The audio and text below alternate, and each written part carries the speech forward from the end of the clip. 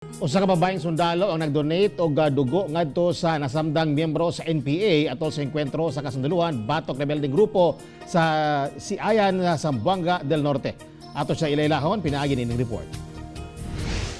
Wala nagduha-duha si Private First Class Eunice Jean Curayag sa pag-donate og dugo human ang inahanglan ang nasamdang miyembro sa New People's Army atol sa engkwentro sa rebeldeng grupo ug sa 97th Infantry Battalion sa Siayan, Zamboanga del Norte niadtong May 4. Gilayon kuno siyang nag-volunteer human na sayrang nanginahanglan og dugo ang nasamdang si alias Lando. Naalala ko po yung sa training na tinuro ng training instructor namin na napakahalaga ng buhay, kasama man o kaaway, nagamutin ang may sugat sa labanan. Actually, hindi naman sila kaaway, naligaw lang sila ng landas. Kinamanghuran sa tulo ka mag-igsuon si Private First Class Curayag, kansang kuya o sasab kasundalo.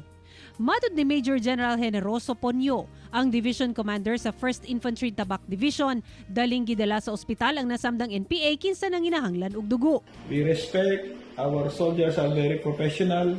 We abide by the rules of engagement, yung rules ng international humanitarian law.